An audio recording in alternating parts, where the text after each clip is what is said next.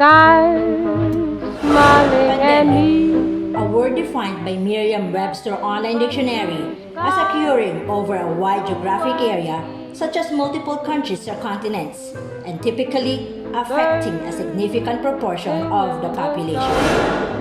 This COVID-19 pandemic brought about challenges never before seen in the pages of our history as a nation. And we, in the academia, felt no exemption from its worth.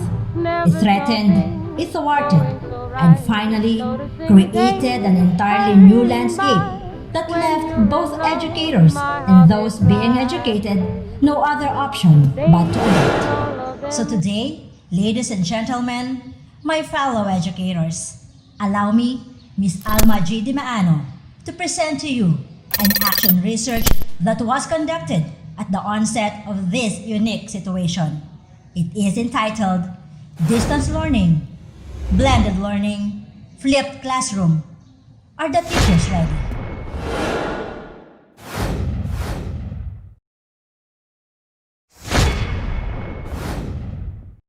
The need to prioritize health considerations while ensuring the continuity of education inevitably forced the Department of Education to look into other modes of learning delivery.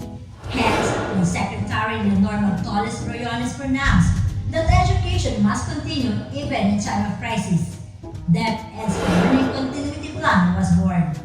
From there, regional offices and division offices down to the school level wasted no time in order to contextualize this LCP so that it will be caught and tailored to the specific situation and needs of the local clients.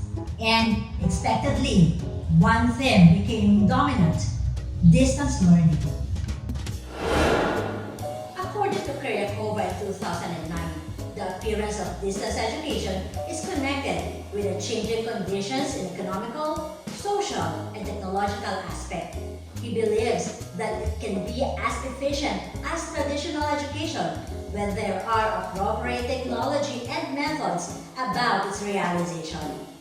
On the other hand, Simon Sonnenberg in 2016 considered it as a form in education in which the main elements include physical separation of teachers and students during instruction and the use of various technologies to facilitate communication. Another education model on the rise for the past few years is blended learning. Blended learning, as defined by Trent Tin in 2010, is usually interpreted as the alternation between and close integration of individual and collaborative study conducted online and face-to-face. Actually, it refers more on the integration of learning methods and tools than the space-time organization. The crux of the matter in this case is a strong complementarity between face-to-face and distance activities. Similarly, Proctor defined it in 2003 as the effective combination of different modes of delivery, models of teaching, and styles of learning. Having defined these three educational models that are on the rise right now, the crucial question now is, are the teachers ready for them? This is the problem that this study tried to investigate. Particularly, it tried to answer the following questions.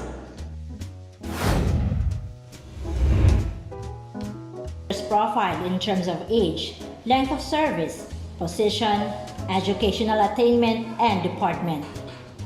How can the teacher's understanding of the following education models be described?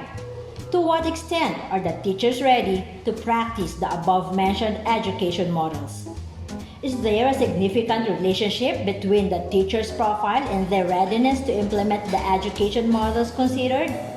What are the issues, concerns, challenges that teachers can foresee in embracing these education models? And lastly, what intervention program may be proposed in order to address the problems?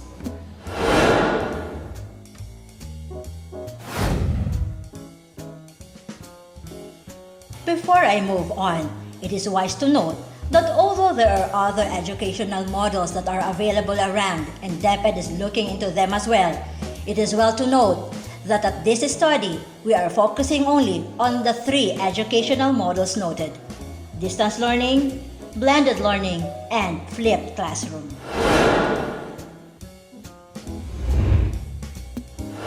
The research used the descriptive research method and is categorized as a quantitative research. 82 teachers of FAB-INHS were treated as population. The main data collection tool utilized is a survey questionnaire given via Google Forms.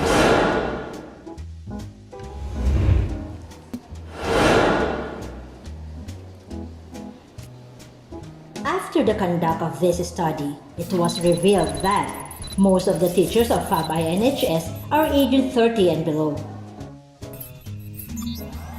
Most of them have been in the public service as teachers for 1 to 5 years already.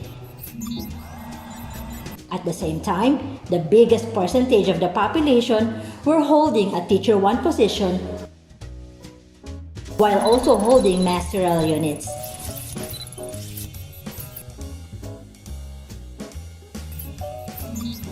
Most of the respondents are from the junior high school. Secondly, the teachers generally agree with all the items indicated in each education models.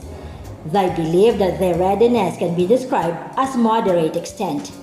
There is no significant relationship found between the teacher's readiness and their demographic profile. Learners has limited access to a stable internet connection. Students' attitude and discipline to self-learn at home.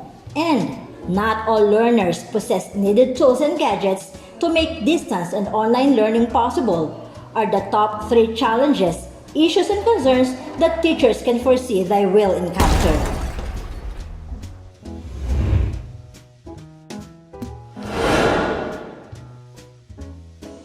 After careful treatment and analysis of the data obtained, the researcher arrived at the following conclusions.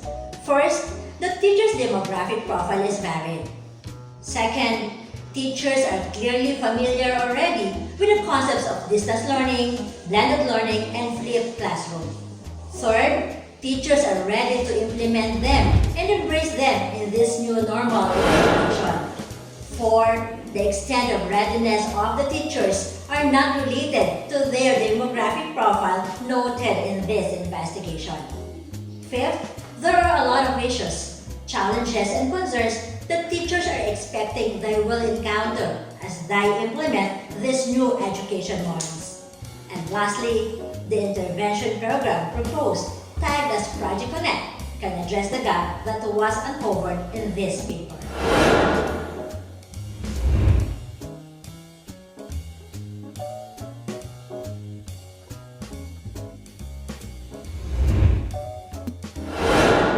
Based on the results yielded by this investigation, the researcher arrived at several recommendations that centered on upskilling of the teachers, orientation of parents and learners about this new normal in education, establishment of a strong support system, and strengthening partnerships with stakeholders.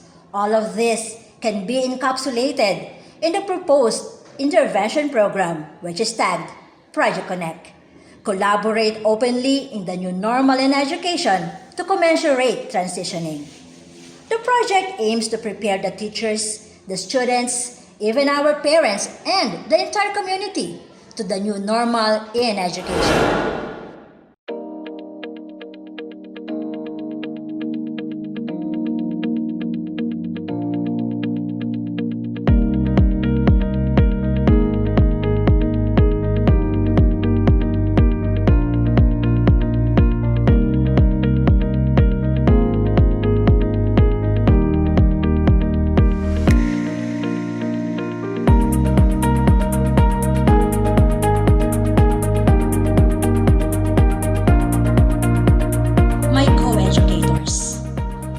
Expected to be perfect and masters of a craft in this new normal.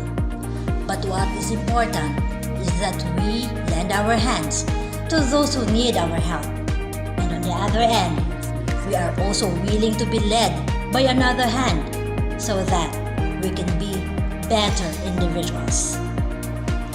With this, thank you very much and God bless us all.